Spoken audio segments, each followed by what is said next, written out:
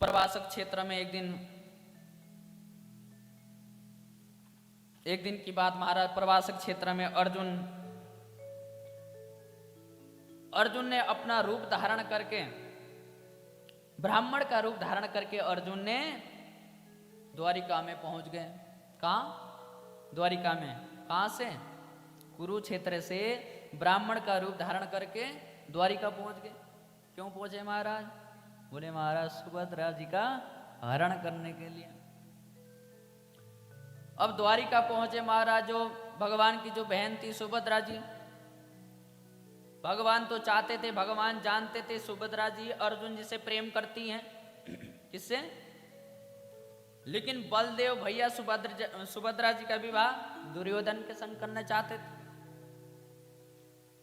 तो भगवान ने पहले अर्जुन को कह दिया, तुम ऐसे ऐसे रथ लेके वेश बदल करके आना, गौरी पूजा के लिए मैं सुभद्रा को भेजूंगा, वहां से तुम हरण करके ले जाना।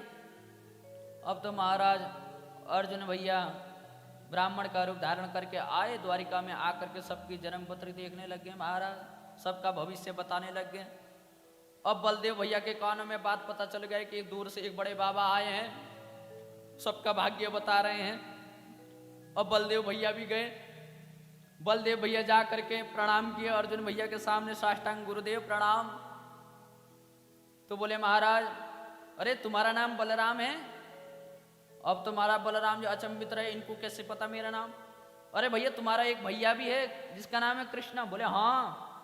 और तो और हाँ तुम्हारी एक बहन भी है सुभद्रा। बोले हाँ। बोले महाराज जैसे ही अर्जुन जी ने कहा कि तुम्हारे एक भैया हैं एक बहन है, कहा तो बलदेव भैया गदगद है गए महाराज, ये तो चमत्कारी बाबा है, सब चीज पता है इन्हें तो मेरे बारे में। बोले क्या हुआ? उसी समय बलदेव भैया प्रसन्न हो गए, वो निमंत्रण दिया है बाबा कुछ भी हो जाए आज शाम को आप हमारे घर पर भोजन करने आओगे। तो यहाँ पर अर्जुन जी ने थोड़ा त्याग दिखाया, बोले मैं किसी के घर में भोजन करने नहीं जाता, मैं पाकी ब्राह्मण स्वयं बनाता हूँ स्वयं पाता हूँ। बलदेव भैया बोले नहीं स्वामी जी, नहीं गुरु जी, आपको तो आना ही पड़ेगा आज मेरे घर में। अर्जुन जी बोले अच्छा बलदेव अगर तुम कहते हो तो मैं आ ही जाऊंगा। बोले महाराज बलदेव भैया आए, आकर के अपनी बहन सुभद्रा जी से कहने लगे आज शाम को एक बाबा आ रहे हैं, बहुत बड़े बड़े विद्वान हैं, उनके लिए सुंदर भोजन बनवाओ, उनको भोजन पवाना है। लेकिन सुभद्रा जी को तो पता था अर्जुन आज आने वाले, क्योंकि भगवान ने पहले अर्जुन को भी बता दिया सुभद्रा जी को भी बता दिया। अब जैसे ही अर्जुन आए, आ करके क्या हुआ, जैसे ही सुभद्रा जी की नजर अर्जुन पर पड़ी, अर्जुन जी भी मुस्कुराए और सुभद्रा जी भी मुस्कुराई। बोले मुस्कुराते मुस्कुराते क्या हुआ? बोले महाराज सुभद्रा जी का हरण करके 9-2 यार है गए महाराज।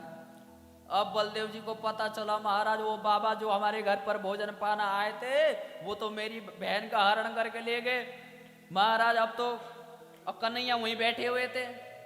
बलदेव भैया बोले अरे कन्हैया तुझे कुछ पता चला है? कन्हैया बोले क्या हुआ?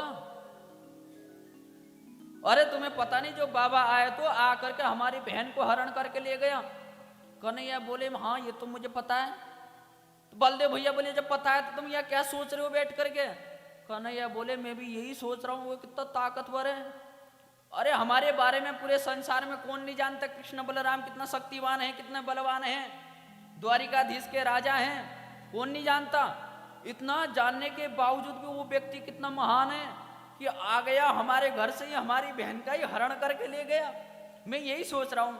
बलदेव भैया बोले भैया तुम सोचते रहो, मैं तो जल्दे भैया जब तुम आगे बढ़ रहे हो मैं क्यों पीछे रहो, मैं भी चलता हूँ। बोले के संग में आने लगे।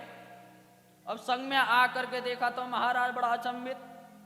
बोले महाराज क्या हुआ? अर्जुन भैया तो बैठे हैं रथ पर और सुभद्रा जी रथ को। कन्हैया बोले अरे अर्जुन भैया मुझे तो कुछ गड़बड़ लग रहा है। बोले क्या?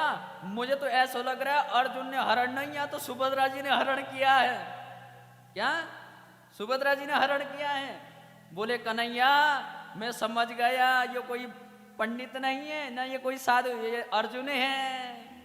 बलदेव भैया समझ गए अर्जुन है और अर्जुन तुम्हारे इशारे पे ही काम करता है, तुम्हारे बिना वो काम नहीं करता। बोले तुम्हारा चाल ही है।